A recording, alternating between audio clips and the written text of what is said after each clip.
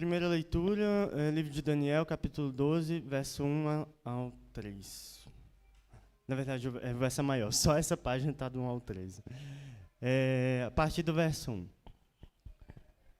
Naquele tempo, se levantará Miguel, o grande príncipe, que se levanta pelos filhos do teu povo, e haverá um tempo de angústia, qual nunca houve, desde que houve nação até aquele tempo. Mas naquele tempo livrar-se-á o teu povo, todo aquele que se achar escrito no livro.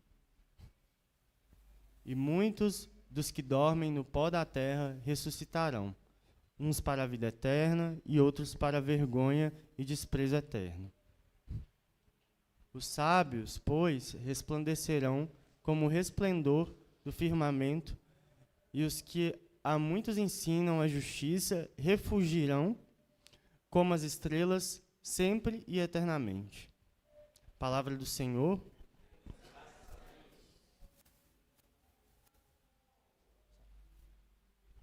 Segunda leitura, Salmo 84, verso 1 ao 12.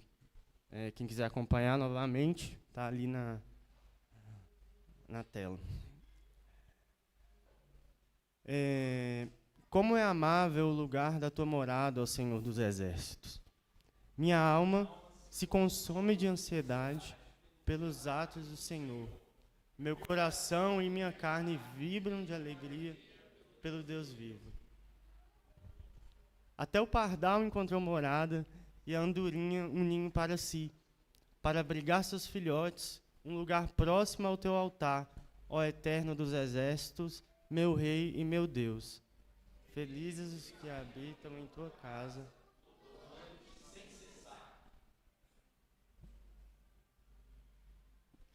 Felizes os que em ti encontram sua força, e todos aqueles que são peregrinos de coração. Ao atravessarem o vale,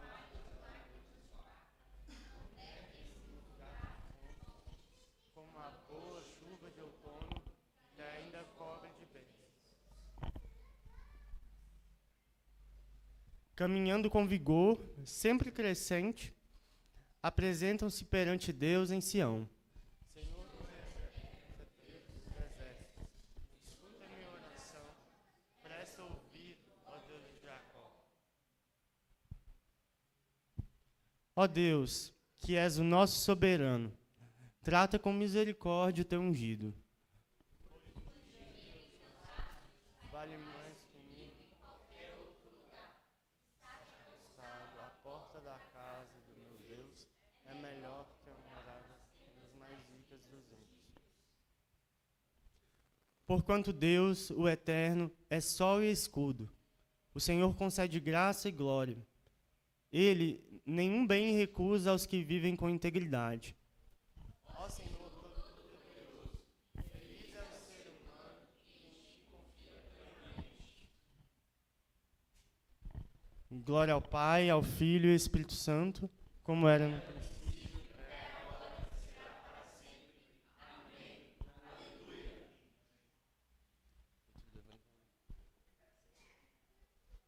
Leitura do Evangelho. Primeira João, do Evangelho não, perdão. Ainda não. Segunda leitura.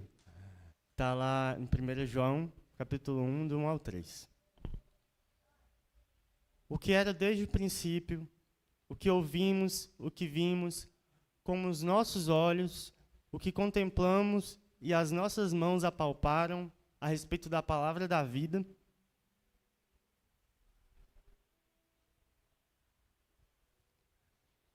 A vida se manifestou, nós a vimos e dela testemunhamos, e vos anunciamos a vida eterna que estava com o Pai e a nós foi revelada.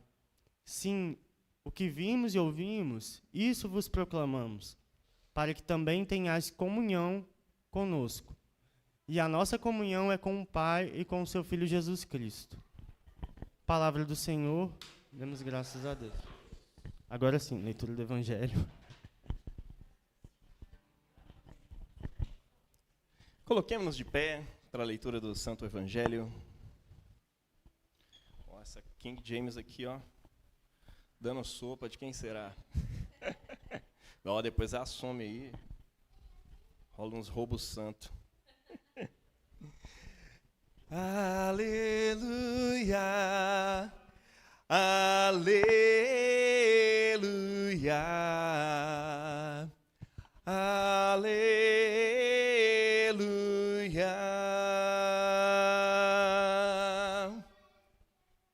Pois Deus amou o mundo de tal maneira que deu o seu Filho unigênito, para que todo o que nele creia não pereça, mas tenha a vida eterna. Aleluia, aleluia,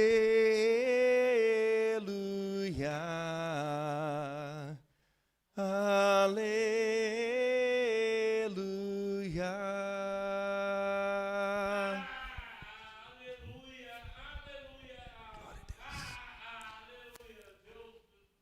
Proclamação do Evangelho de Jesus Cristo segundo João. Glória a vós, Senhor. Amém. João capítulo 17, de 1 ao 3 e depois do 20 ao 26. Tendo dito essas palavras aos seus discípulos, Jesus levantou os seus olhos para o céu e orou: Pai, é chegada a hora. Glorifica o teu Filho, para que o teu Filho te glorifique. Assim como lhe outorgaste autoridade sobre toda a carne, para que conceda a vida eterna a todos os que lhe deste. E a vida eterna é esta, que te conheçam, a ti, o único Deus verdadeiro, e a Jesus Cristo, a quem enviaste. Não oro somente por esses discípulos, mas igualmente por aqueles que vierem a crer em mim, por intermédio da mensagem deles, para que todos sejam um, Pai, como tu estás em mim e eu em ti.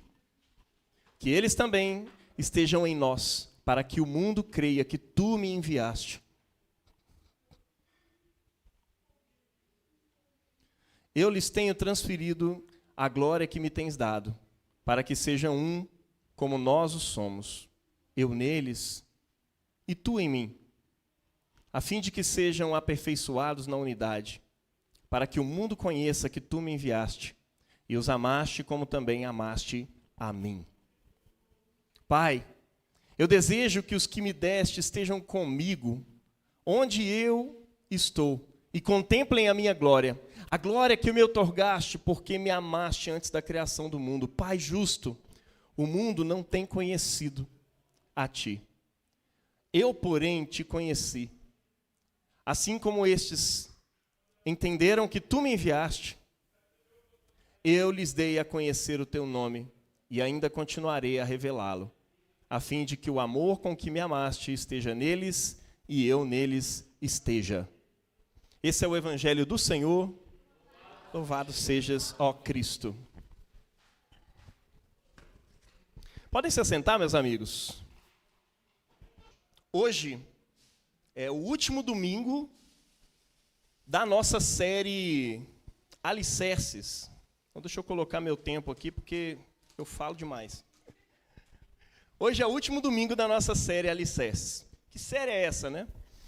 Semana que vem, para quem não sabe, nosso bispo vai estar aqui, o bispo Eric Rodrigues, que plantou essa igreja, né, há alguns anos atrás, e que plantou juntamente com Sagui, né, eu vi pessoas que visitam a gente aqui hoje que conhecem o Sagui, plantou essa igreja lá no Espírito Santo, há alguns anos atrás, e agora a gente é uma continuidade disso, né? Eles plantaram a gente aqui como âncora BH em 2017, em 2021, a gente emancipou, leia-se, não queremos franquias. E aí nós, o bispo Eric, conversamos muito até chegar nessa conclusão, não vamos ter franquia. Nós vamos seguir cada igreja que se tornou igreja âncora.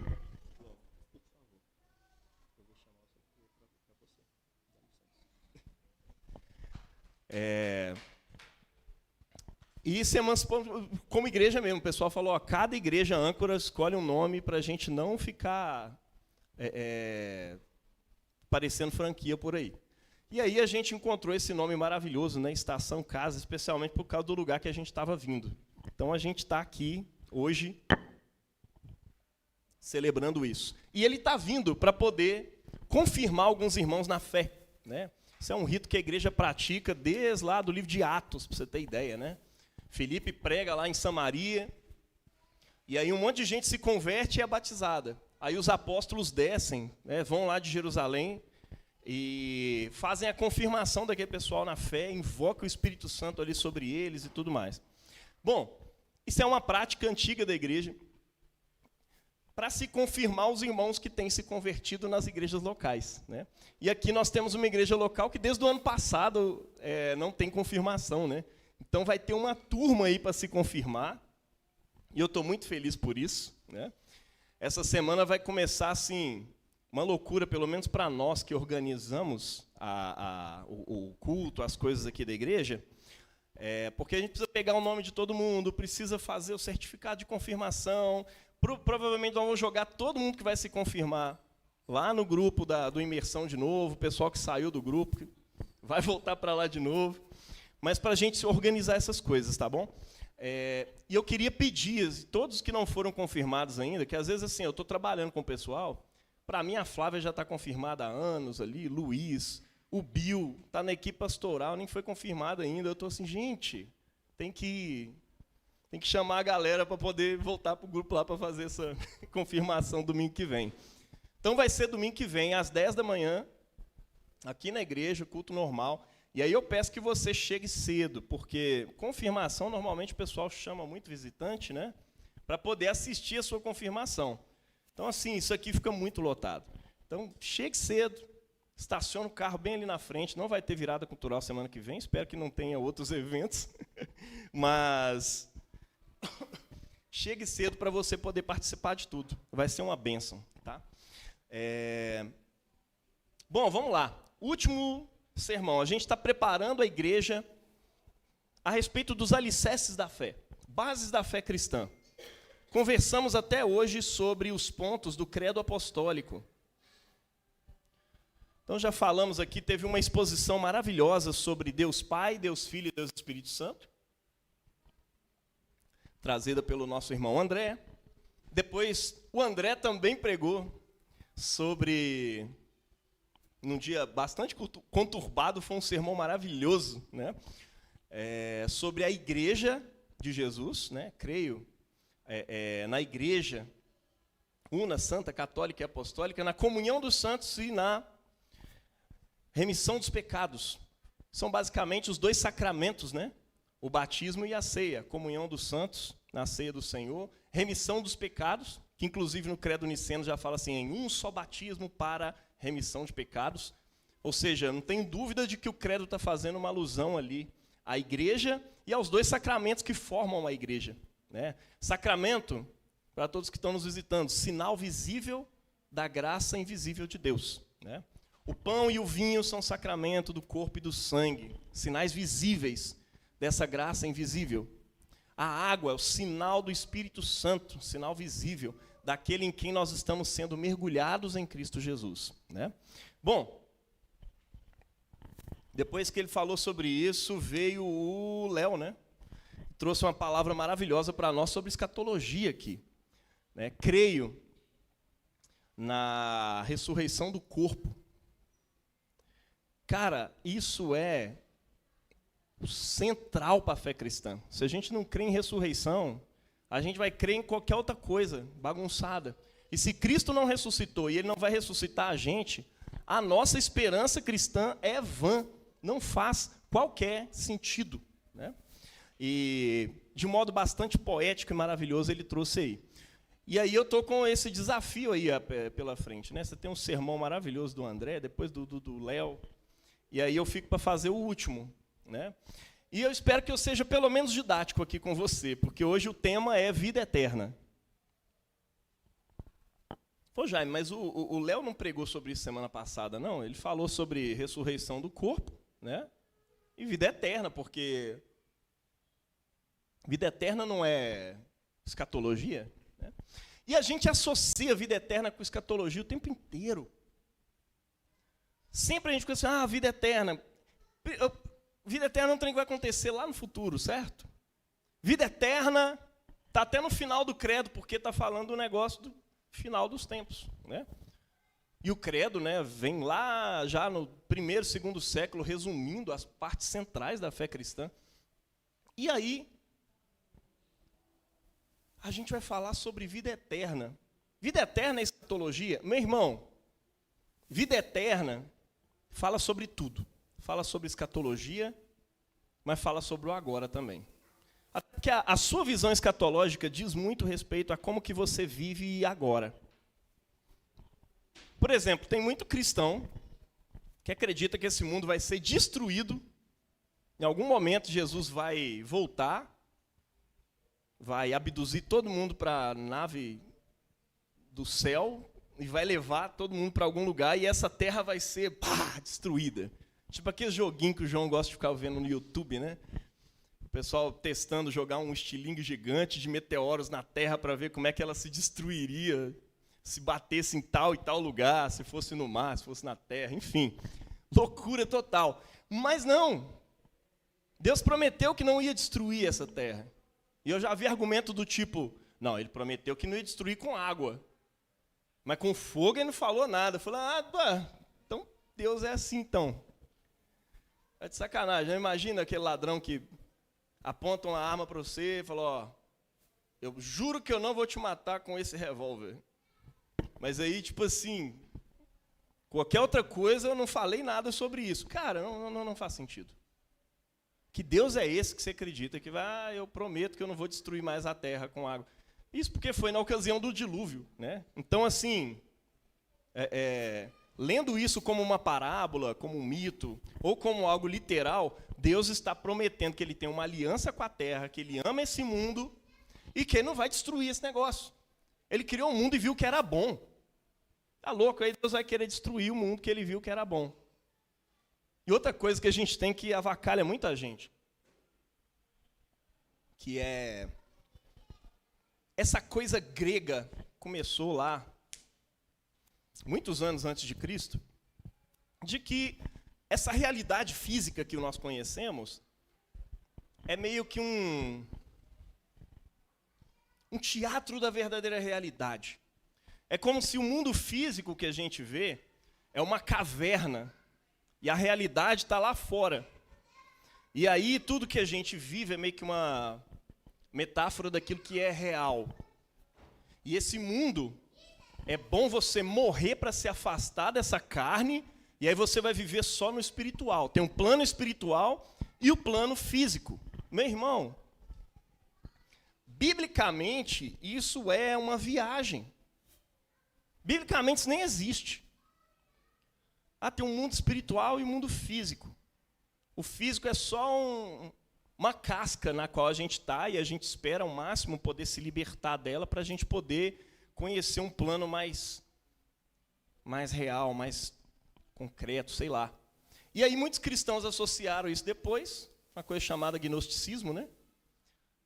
Pelo conhecimento de Deus a gente vai se aperfeiçoando, chegando perto do plano real das coisas. E depois vem a morte, nossa amiga, e nos liberta desse corpo, que é uma prisão para o espírito, que é a verdadeira realidade. E aí a gente vai estar livre para voar para sempre no céu, tocando harpinha de nuvem em nuvem, até o fim dos tempos. Que céu chato, né?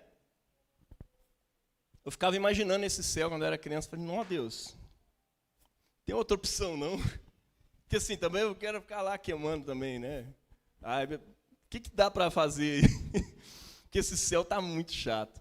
Aí depois eu fui conhecendo outras perspectivas do céu, porque assim, a verdade é que a Bíblia não fala nada muito claro sobre o céu nem sobre o inferno. O que está ali, você tem várias metáforas sobre um trono no céu, sobre muros, sobre uma cidade, sobre um templo.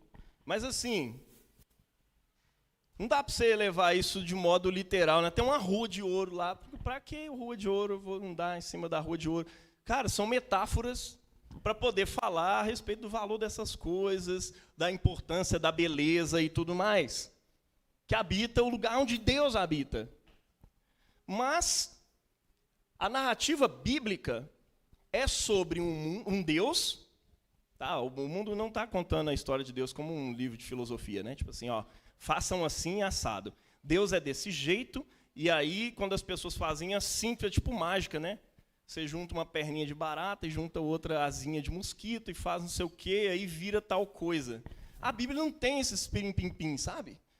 A Bíblia é assim, ela está contando a história de um Deus que chamou um povo, que criou um povo e chamou ele para ser sacerdote para outros povos se aproximarem de Deus. É isso. E esse pessoal não ficava viajando para ter um mundo espiritual e um mundo... Não, eles acreditavam que tinha um Deus que de alguma forma se revelava, e quando se revelava para eles, era de um modo bastante concreto. Aquele negócio como é que é? Até o esqueci o nome do trem. Mas, enfim, de descer e sentar lá com Abraão e comer uns churrasco com ele. E aí falar com ele, olha, eu vou fazer tal coisa assim, assim e tal. Deus manifesta as coisas mais físicas. Porque que o pessoal não curtia fantasma, ninguém falava de fantasma. Entendeu? Na época de Jesus, vai ser a primeira vez que o pessoal vai começar a falar de fantasma, porque já tinha uma influência muito forte do mundo grego, né? O pessoal acreditava em espíritos desencarnados rodando por aí, tanto que Jesus aparece no meio do mal, o pessoal falou, nossa, é um espírito. Calma, gente, sou eu. Interessante, porque quando Jesus ressuscita, a mesma coisa acontece. Ele aparece dentro da sala e o pessoal, fantasma. Eu falei, não, peraí. Você ressuscitou em espírito? Não, ressuscitei em espírito, não. Toca aqui, ó. Vocês têm coisa para comer? Então traz aí que nós vamos comer junto. É desse jeito. Jesus está querendo mostrar para eles que a esperança cristã não tem nada a ver com desencarnar desse corpo e ir para um plano espiritual. Não tem a ver com isso. Não tem a ver com você aperfeiçoar-se num plano diferente. Não, tem a ver com ressurreição. Deus vai pegar essa realidade que é você, e aí eu preciso tirar um pouco daquilo que enfiaram na sua cabeça nos seminários teológicos por aí. Você é um espírito que habita num corpo. Não, meu irmão, você é isso aí. Você é um corpo e um espírito. Está tudo junto. Corpo sem espírito é morto, né? Espírito sem corpo nem existe não, doido. Viaja nisso não. Biblicamente, cara, o ser humano é integral. Não dá para você ficar dicotomizando a coisa. E ainda tem gente que tricotomiza ainda. Não, peraí, o homem é tripartido ainda, porque tem a parte que é o espírito, tem a outra que é a alma e tem a outra que é o corpo. Se você botar direitinho no microscópio de Jeová, vai aparecer 3 coisas. Mas não, cara, ó, alma. Sempre a Bíblia se referiu à alma como pessoa. Sabe? Tantas almas. Pessoas. Alma é simplesmente o resultado de um ser humano que recebe um fôlego e ele passa a viver. Então, ele é uma alma vivente. A alma é um produto daquilo que é a união do espírito com o corpo ali. Ou seja, você tem sentimentos, você tem vontades, você tem desejo, você é uma pessoa pensante. Ou seja, é como se fosse uma função, não é nenhuma coisa separada. Eu vou separar sua alma do seu corpo. Não, está tudo interligado. Biblicamente, o ser humano é integral. Isso significa também que, assim, o seu corpo é importante para Deus. Até porque a primeira parte do credo que a gente falou, né? Creio em Deus, o Pai Todo-Poderoso, Criador do céu e da terra. E de todas as coisas visíveis e invisíveis. Ele criou esse corpo. Ele tinha vontade de criar esse corpo. Tem noção que tem gente que pensa assim, Deus criou o corpo, mas aí o diabo foi lá e criou o pênis. E botou desejos nesse trem. O diabo inventou a vagina. Nossa Senhora. Não, irmão, Deus fez e botou zonas erógenas no seu corpo todo. Ai, meu Deus, que heresia, misericórdia. Eu fui parar na igreja anglicana hoje para ouvir a palavra.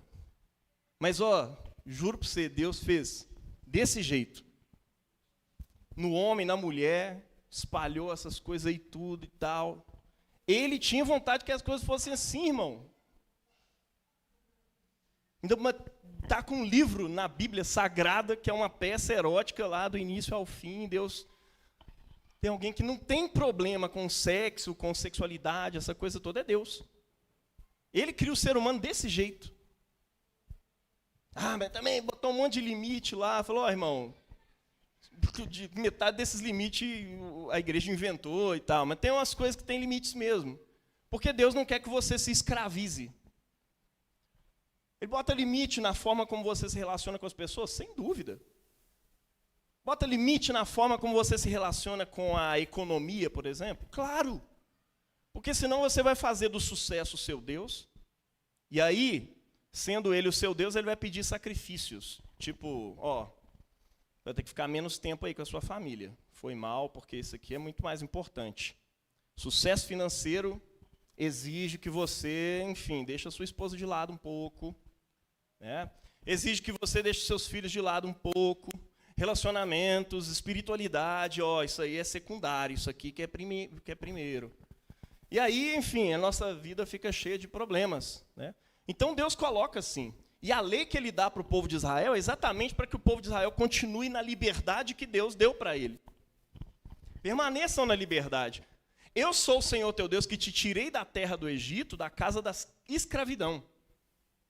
Ou seja, eu sou o Deus que liberta, e agora eu vou te dar leis para que você permaneça livre. Porque eu acabei de te libertar. Eu te liberto primeiro, te dou leis depois para você permanecer livre. Então, não tenham outros deuses além de mim. Por quê? Porque eles vão te escravizar.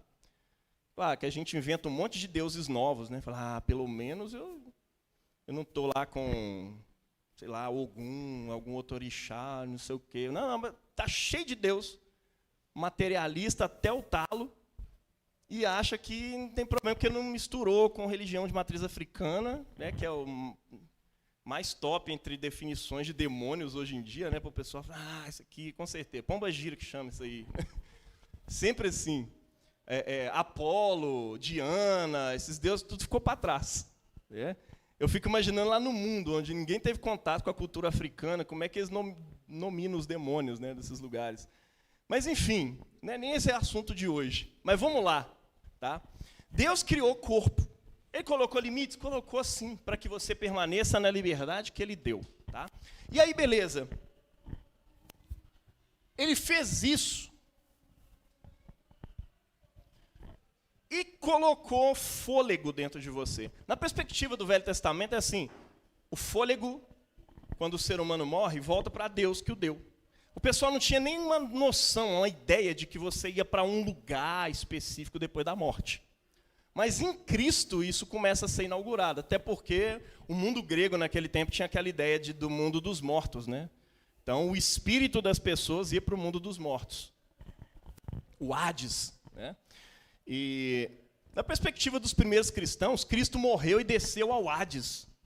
Né? E libertou as pessoas que estavam ali. Né, pregou aos espíritos em prisão, de acordo com o apóstolo Pedro, né, arranca esse povo de lá e tudo mais.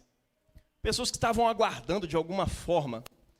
Mas a verdade é que tudo isso fala das coisas de um modo bastante parabólico, imagético, mitológico, seja lá como você entender.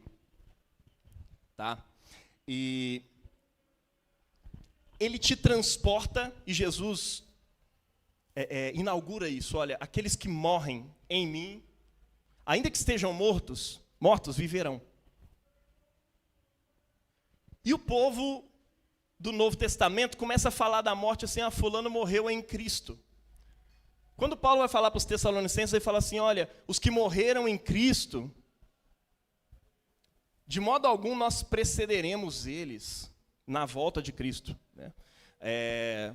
Nós que estivermos vivos seremos transformados, mas os mortos em Cristo ressuscitarão primeiro. A ideia do em Cristo é tipo assim, cara, você morreu, perdeu o seu corpo, mas é como se você tivesse entrado para dentro do corpo real, que é o corpo de Cristo. Está entendendo? Uma coisa, talvez esteja bastante maluco. Você pode levantar a mão e falar, velho, não estou entendendo nada desse viagem sua aí, não. Mas a ideia do pessoal lá no Novo Testamento é essa. Que não acreditava assim em fantasma. A ideia era o seguinte, o cara morreu em Cristo. Ou seja, ele está dentro de Jesus agora. Tanto que alguns primeiros cristãos deram até aquela viajada assim. Eles rabiscavam nas catacumbas de Roma. Assim, Paulo, roga por nós. Pedro, roga por nós. Os caras já tinham morrido há anos, décadas. O que é isso? Você possa não acreditar na ideia de intercessão dos santos. A gente não ensina isso aqui também não, para ficar tranquilo. Mas, eu estou apontando isso para te lembrar uma coisa. Aquele pessoal entendia que os que morreram em Cristo estavam em Cristo agora. Eles estão conscientes, eles estão dentro de Jesus. Estão só aguardando um tempo para vir ressuscitar, igual Jesus ressuscitou. Está dando para entender? Essa é a ideia. Vida eterna é uma vida em Cristo. Morte eterna é simplesmente uma vida fora de Cristo. Eu gosto de dizer isso, ninguém vai para o inferno antes, já não está vivendo esse inferno aqui. Que inferno é simplesmente não... É estar em Cristo. Eu vi uma analogia essa semana que foi maravilhosa. Tinha que ter sido o Vitor para trazer, né? O Vitor falou, cara, o céu e o inferno, e talvez a gente possa pensar no céu e o inferno assim, céu e inferno é tudo dentro de Jesus. Caraca, mano, que viagem é essa? Imagina uma pessoa que não gosta de Jesus, não quer ter um relacionamento com Deus, de repente está dentro de Jesus. Aquilo é um inferno. Você diz, detesto isso. Eu amo, sei lá, o crack. Eu gosto de dinheiro, eu gosto de poder, e aí está dentro de Cristo. Aquilo é um inferno. Claro, não estou dizendo para você que é assim não, viu? Só estou pondo a analogia que ele colocou, que eu achei muito interessante. Mas para aqueles que amam ao Senhor, estar em Cristo é a coisa mais maravilhosa do mundo. Isso é o paraíso. O paraíso de quem ama o sucesso é o paraíso fiscal. É o paraíso tio Patinhas, Fraga. Você pode mergulhar naquele tanto de moeda. Isso aqui é o paraíso. Mas aí chega em Jesus, não é bem assim. Não, velho, aí também não curti, não. A gente sempre falou muito da eternidade como punição ou recompensa, né? É um céu meio capitalista. Se você não fizer muito por onde, você não vai alcançar. Mas a salvação é pela graça, mediante a fé. O pessoal repete isso todo domingo, toda vez que alguém vai discutir teologia, fala, mas aí não consegue introjetar aquilo na cabeça, no coração, não. Ele fala que serve o Deus da graça, mas continua lidando com ele a partir da troca.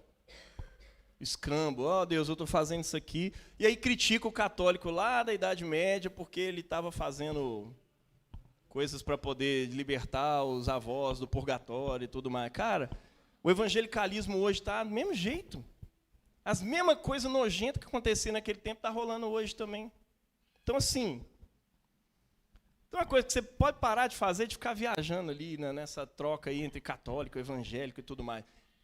Viaja em Jesus. E pensa mais nele. Começa a pensar que a tua salvação é pela graça que Deus te ofereceu mediante a fé. E eu estou falando isso tudo para entrar nesse assunto da vida eterna, mas aí já está acabando já também, né? Mas vamos lá. Vida eterna. O que tem a ver com tudo isso que eu estou falando se eu falei que vida eterna não tem nada a ver com o futuro escatológico? Caras, quando Jesus vai descrever a vida eterna, ele não a descreve como um negócio lá na frente, lá do futuro. E nem descreve como um negócio do agora. Jesus não descreve vida eterna a partir da ideia de tempo. Porque não tem nada a ver com tempo. Se vida eterna é a vida de Deus, de um Deus que em algum momento criou o tempo, não dá nem para falar de momento, né? Enfim, um Deus que criou o tempo, falar de eternidade é tão complicado para nós que somos limitados pelo tempo. A gente está acostumado a nascer, morrer e tal, essa coisa toda, tudo tem um ciclo. Mas vida eterna, se tem a ver com Deus que criou o mundo, e aí quando ele cria o mundo, ele cria o tempo também, para botar tudo rodando ali e tal, em torno do tempo. Então não tem a ver com quando. Aí, tá, mas o que Jesus fala sobre vida eterna? Você leu no texto hoje, de João, capítulo 17? Pai, é chegada a hora, glorifica o teu filho, como ele te glorificou a ti, a fim de que ele dê a vida eterna a todos quantos lhe deste. E a vida eterna é essa, Pai. Que eles conheçam a Ti, como o único Deus verdadeiro, e ao Messias a quem enviaste. A Jesus, o Messias, a quem enviaste. Já sacou? Para Jesus, vida eterna não tem nada a ver lá com o futuro, tem nada a ver com o agora, o passado. Para Jesus, vida eterna é sobre relacionamento. Vida eterna é sobre conhecer a Deus. O que é vida eterna? Conhecer a Deus. É uma coisa que se dá agora e que vai se dar no futuro. Conhecimento é relacionamento. Eu sou pedagogo, trabalho com crianças o dia inteiro, eu fico vendo o jeito deles conhecerem as coisas. Eles conhecem tudo fuçando as coisas. E é incrível. Ele só aprende com a tomada da choque o dia que ele enfia a mão lá dentro. Eu deixei meus meninos crescerem assim, não enfiando a mão na tomada, que eu tinha esse cuidado, mas assim, eu deixava ele bater a cabeça na quina da mesa, deixava prender o dedo na porta, não vai morrer, não vai perder o dedo, pode ficar tranquilo. Eu fiz isso com os 2 meninos. Na segunda vez ele aprende a fechar a porta assim, ó. Na segunda vez ele entra debaixo da mesa baixando e olhando para cima. Na terceira ele já nem encosta mais. Porque você aprende experimentando. Filho, isso aqui é quente, não põe a mão. Não adianta, ele vai pôr a mão. Ai, é isso aí que é quente, filho, isso é o calor. Tem outra coisa que é o gelo. Mas ele precisa encostar, ele precisa se relacionar para a coisa entrar na cabeça dele, tá entendendo? O ser humano só aprende, só conhece, fuçando mesmo, se relacionando.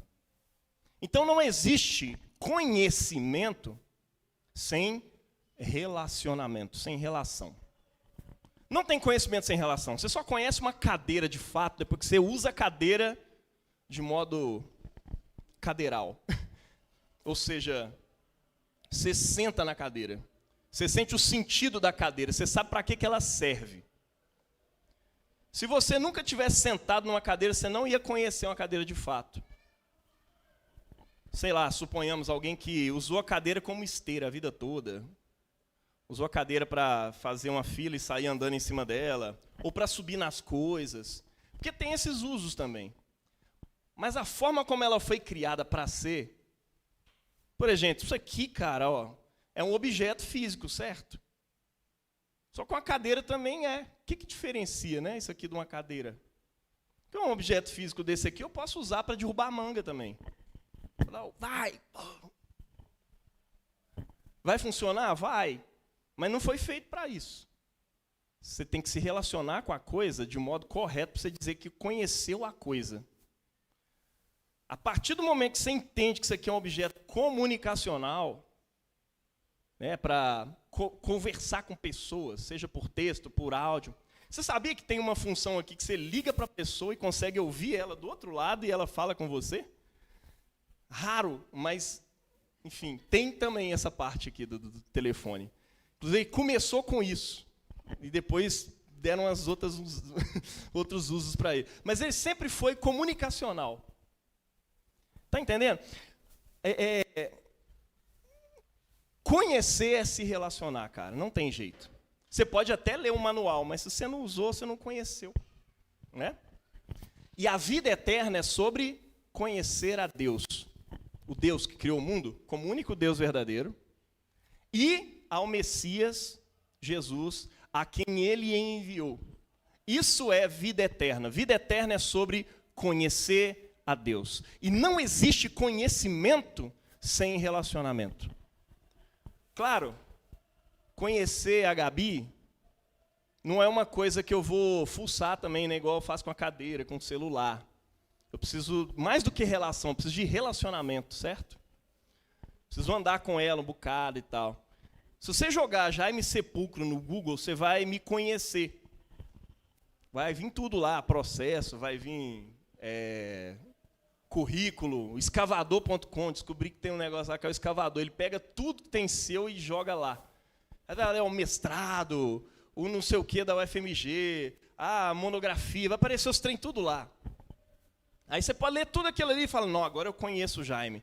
Mano, não sei, acho que não. Você pode até supor coisas sobre a minha personalidade, porque você deu uma lida lá e tal. Mas quem me conhece mesmo, cara, tá ali atrás, com a mão na testa, assim, é a Priscila. Ela mora comigo, vive comigo. O meu pai, que estava cantando aqui, viveu comigo quase 30 anos, até eu casar e sair de casa e falar, aleluia. Né?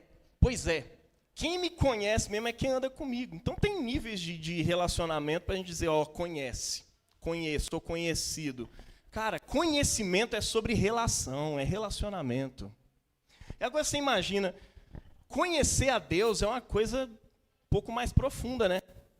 Não dá para você fuçar a Deus e falar, conheci Deus. Sei tudo sobre ele agora que eu dei uma fuçada. Como? Deus está em tudo, né? Fucei a terra ali, vi como é que é a terra, aquilo ali é Deus. Não. Não, eu conheci melhor Deus. Eu estudei teologia e vi tudo sobre Deus que tem lá e tal. Agora eu conheço tudo sobre Deus. Cara, não. Vou te falar sério. Se você não se relacionou com Deus, o nível de conhecimento que você tem de Deus estudando teologia é o mesmo que você tem estudando sobre uma pessoa, que você nunca se relacionou com ela. Você não sabe como é que ela é, não sabe como é que ela responde, não sabe como é que ela acorda de manhã e acha que conhece. Cara, não. Teologia não te faz conhecer Deus, definitivamente. Faz te conhecer algumas coisas sobre Deus, e é muito importante, especialmente para quem prega, para quem faz estudo, esse tanto de coisa. Pois é. Mas conhecer mesmo é só num relacionamento. E assim, Deus não é nenhum objeto para você ficar fuçando. E nem é qualquer pessoa para ser relacionado de qualquer jeito também. Deus é uma pessoa santa, é uma pessoa de outro nível. Se aproxima dele com reverência. E o jeito que os antigos chamavam isso era culto. As pessoas entravam em contato com o eterno através de um culto. Fazia-se sacrifícios. E aí depois vem Jesus e fala, Deus encarnado aqui, sacrifiquei por resto da vida, não mata mais os bichinhos pelo amor de Deus, pelo amor de mim, né? E agora sim, vamos se relacionar comigo através de Jesus. Quem comer do corpo dele, beber do sangue dele, né? Princípio, né? Quem for mergulhado nele pelo batismo, né? Está nele. E ele fez uma adoração perfeita, ele tem uma relação perfeita comigo. Então, esteja em Cristo. Agora esse é o jeito meu de vocês se relacionarem comigo. Por isso que fala assim, eu sou o caminho, a verdade e a vida.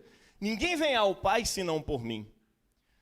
Vida eterna, meu irmão, é sobre conhecer Deus. Não tem como conhecê-lo sem Jesus. Por isso que Jesus falou assim, a vida eterna é essa, que te conheçam a ti, o único Deus verdadeiro, e a Jesus, o Messias, a quem enviaste. Você precisa conhecer Jesus não como o Nazareno que pisou aqui 2000 anos atrás, né? o Jesus histórico, como dizem por aí. Jesus histórico é maravilhoso, cara. Eu me perco nos estudos sobre Jesus histórico. Mas conhecer o Jesus histórico sem entender quem ele não é só o Jesus de Nazaré, ele é o Messias a quem Deus enviou. Se eu não o conhecer assim, eu não vou ter conhecido Jesus de verdade.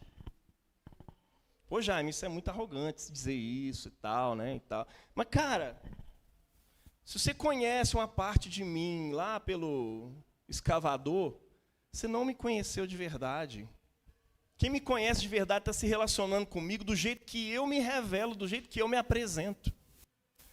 Para relacionar com a Pri, eu precisei me aproximar dela do jeito que ela se sente amada. Está dando para entender? Tem uma relação que é dupla, não é só da sua parte, é do outro também. Você tem que entender o jeito que o outro gosta de ser amado, o jeito que o outro permite se aproximar e tudo mais. Deus não é um trem para você fuçar.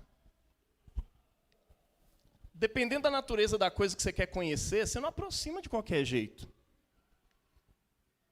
Você quer saber se tem uma pedra ali dentro do buraco? Você enfia a mão lá no buraco.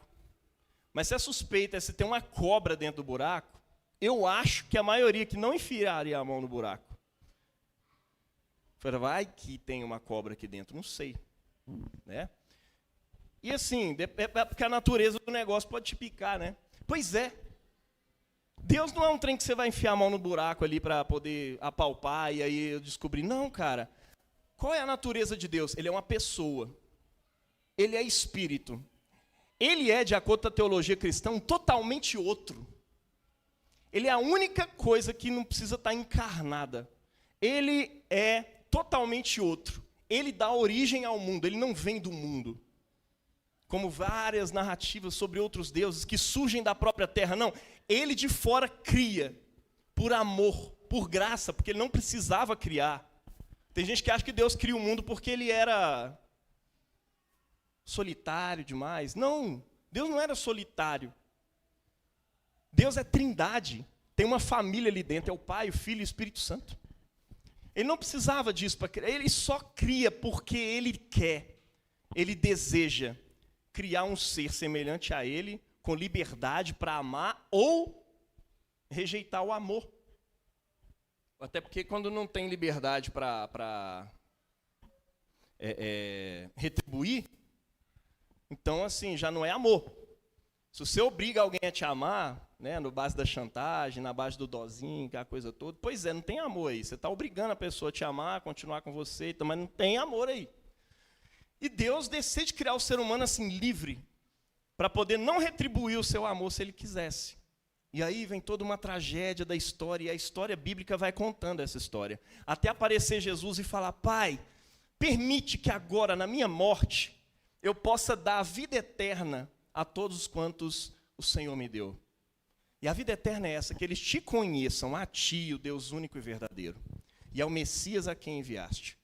Gente, conhecer a Deus é tudo que nós precisamos.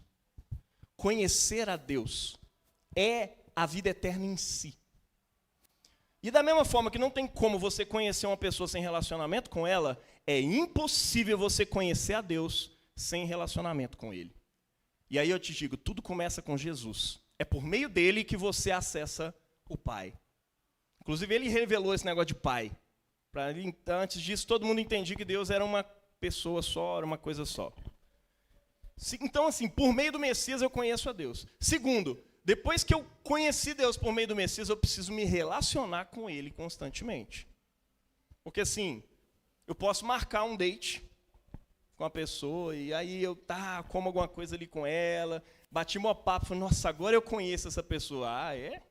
Você casaria com ela amanhã? Não, aí também eu tenho que conhecer um pouco mais. Então, conheça um pouco mais. Porque você está preparando para um casamento eterno com Deus.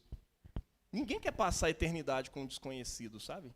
Eu acho mais estranho o pessoal que casa sem conhecer direito. Já viu o casamento às cegas? Minha esposa assiste demais, cara. Eu assisto de tabela. Nossa, é o amor da minha vida. Nunca viu? Não, mas a voz, maravilhosa.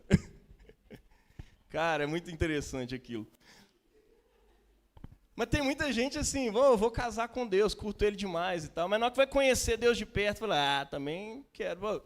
Por isso que o Evangelho é sobre arrependimento constante. Você está sempre se arrependendo de um monte de baboseira que você acredita, de um monte de coisa que você quer, que não é legal. Não é bom para você, inclusive. Não é bom para o próximo. E a gente tem um momento de arrependimento, todo o nosso culto, para isso. Para você poder se alinhar à vontade de Deus. Para você viver a vida eterna. Mas, não adianta nada se relacionar com a pessoa um dia na semana, né? Você precisa de um relacionamento constante para poder conhecer.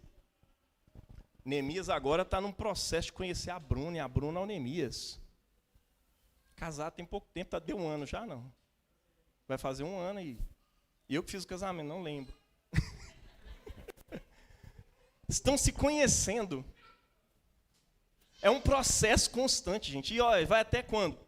Para sempre. Para sempre, velho, não tem jeito. Você vai conhecendo. Eu estou conhecendo coisas novas sobre a Pri até hoje. Tem 10 anos de casado. Já olhei, 10, é isso mesmo? É isso, cara. A gente está conhecendo constantemente. E assim, conhecer leva tempo, e precisa de investimento. Às vezes você está casado com a pessoa, mas não tem tempo com ela. E aí eu te falo uma coisa, o que não vai para a agenda, mano, não acontece. Na pandemia mesmo, eu ficava o dia inteiro com a Pri dentro de casa. Aí um dia ela teve a audácia de chegar em mim e falar, amor, a gente não tem tempo junto. Eu falei, amor, eu estou com o seu dia inteiro. Quase querendo ir para outro lugar, para poder ter um tempo assim longe, para poder voltar e falar, não, eu estou com saudade, mas eu estou com o seu dia inteiro. Ela falou, amor, você está perto de mim, mas você não está comigo. A gente não está fazendo uma coisa junto, a gente não está conversando. Eu falei, tem uma diferença aí. Nós homens somos burrão, assim, né? A gente custa para entender essas coisas. Eu falei, não, tem que ter tempo de qualidade. Eu falei, não, então vamos ter tempo de qualidade. E aí, caí na besteira de achar que era só ter entendido isso que as coisas iam acontecer. Resultado, nada aconteceu. Aí alguém falou comigo assim, olha, o que é prioridade vai para a agenda, Jaime. Aí eu comecei a botar na agenda o horário que eu ia encontrar com a minha esposa, dentro da minha própria casa. E aí as coisas começaram a fluir e acontecer. Começaram a criar rotina, escrever e tudo mais. Olha só. Precisa disso? Precisa, mano, precisa. Tem gente que quer levar a relação com Deus igual eu estava naquela época, no flow. Falar, quando eu tiver vontade de orar, porque assim, orar sem vontade não faz sentido nenhum. Aplique isso no seu casamento para você ver, né? Todo dia que eu acordo apaixonado com a Priscila e ela comigo, não, mano. Aí a gente ia ter um divórcio aí a cada semana, se pá a cada dia. Mas a gente permanece junto. E a gente ama estar junto com o outro e tudo mais. Deus é a mesma coisa, mano. Você não levanta todo dia a fim de orar, não. Já viu que a pessoa, nós levantei hoje apaixonado com Jesus. Aí eu fico assim, não, mano, não é por nada, não, porque eu sou cético mesmo, assim, com tudo, mas eu não boto fé, não. Tá apaixonadão ali com Jesus, sei lá, você foi num congresso e tal, voltou assim, doidão. Mas não, na próxima semana não vai ser desse jeito. Eu desconheço. A não ser pessoas que foram se aperfeiçoando ao longo de anos e anos para isso. E aí, normalmente, são pessoas bem velhinhas, que estão assim, cada dia que passa eu me apaixono, cada dia mais com Deus, e eu estou experimentando, estou tendo aquele desejo, aquela coisa toda. Porque as pessoas estão se aperfeiçoando. Você precisa aprender a gostar de academia para falar, não, hoje eu acordei assim, a fim de ir lá fazer o crossfit. Gente, eu detesto academia, mano. Tem um trem que eu detesto, academia. Exercício físico, comida saudável. E aí só que me falaram que isso é bom. E aí, para começar a mexer com isso, eu tenho que começar. E aí no início vai ser esforço mesmo. Comendo aquela granola assim, né? Aquela fruta que não sacia nada, você precisa comer umas 20 bananas para falar, não, ó, deu. Não, aí vai. Comer ovo. Enfim. Tenta tirar o trigo da sua vida. Mano, não tem jeito. Aí vai. Até você começar a gostar do que é saudável, vai passar muito tempo. Porque aí você vai ter esquecido o prazer daquilo que não presta, que é tanta coisa ruim, tomar uma Coca-Cola de manhã, aquela coisa toda. Meu pai pegou um copo ali, ô Júnior, esse café é seu? Não, tá gelado. Um café gelado aqui, deixa aqui, eu deixei lá no lado da bateria. Tinha ido tomar uma Coca-Cola, olha só, passou na minha cabeça, eu falei, tem Coca-Cola aqui, vou tomar. Cara, até você perder o prazer por essas coisas e começar a gostar do que é saudável, vai levar tempo. Espiritualmente é a mesma coisa. Até você começar a parar de gostar do pecado, vai demorar.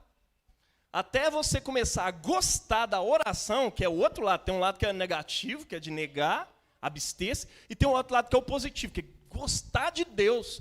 Demora, porque é saudável. Gostar das disciplinas espirituais demora, leva tempo para você começar a gostar de levantar e fazer uma oração da manhã. Está lá no meio-dia, você não fazer uma oração do meio-dia, ninguém está afim, ainda mais no meio-dia. 6 horas da tarde, tem gente que é mais da noite, tem gente que é mais do dia, mas na hora que você vai fazer essas orações, trava. Você não está nem com vontade, você se sente até culpado. Fala, Deus, eu estou aqui arrastado, viu? Nem queria não, mas eu estou aqui por obediência e tal. Nem é por obediência, porque Deus também não exige isso de você. Se você não quiser, você não faz. Mas é saudável para a sua vida espiritual. E é relacionamento com Deus. O que eu estou querendo dizer com tudo isso, gente? Vida de oração é o meio pelo qual você tem relacionamento com Deus. E vida eterna é conhecer a Deus. E você não tem conhecimento de Deus sem relacionamento com Deus. Ou seja, você não tem como viver a vida eterna sem orar, sem meditar na palavra de Deus. Isso é questão de vida ou morte, não é disciplina optativa. Nós, cristãos, precisamos orar todo dia. Nós precisamos aprender a mergulhar na oração, a gostar da oração, a botar o celular para despertar nas horas de oração, porque senão a gente vai ficar minguado da vida eterna e a gente não vai se acostumar com a vida eterna. Os grandes santos da oração, vai lá, Santa Teresa d'Ávila, John Wesley, a mãe do John Wesley, esse povo começou a orar sem gostar. Levantava, vou esperar ter vontade. Falei, mano, vai orar sem ter vontade, então. Aprende a gostar do que é bom, porque daqui a pouco, mano, vai chegar, vai ter a vida eterna. Aí a relação que você tem com Deus aí na hora da oração, talvez seja a relação que você vai ter com Deus aí para sempre. Não, espero que não. É a hora que eu fico assim, tomara que tenha um purgatório para salvar esse pessoal antes de entrar em Jesus, para ficar o resto da vida orando, relacionando com Deus, porque assim, vai do jeito que você está. Mas ainda bem, a palavra de Deus diz que Ele vai preparar a gente, purificar a gente, para poder estar em Cristo e tudo mais. Mas assim, cara, pensa nisso. Isso é sobre vida eterna, é sobre oração. Oração é vida eterna. Vida de oração é vida eterna. Começa orando. Decida hoje orar. Fala, Deus, é questão de vida e morte. Se eu não orar, eu estou perdido, Deus. Então me ajuda a orar. Que seja a oração do querer. Queira. Você não está afim de orar, você nem vai orar, mas queira orar. Deus vai ouvir a oração do seu querer. Se você não está querendo nem querer, queira querer. Pelo menos, Deus, me dá a vontade de querer, Senhor. Mas peça, porque isso é questão de vida ou morte, cara. Amém? É isso. Vou nem me delongar mais, eu quero que você entenda isso. Vida eterna é agora e é no futuro. Você só vive a vida eterna no agora. Porque eternidade não tem futuro, não tem agora, não tem passado. É uma coisa na qual você foi enxertado em Cristo Jesus. Está na hora de você começar a viver isso. Experimentar isso no tempo. Para que no futuro você possa experimentar isso na realidade. Amém? Aleluia.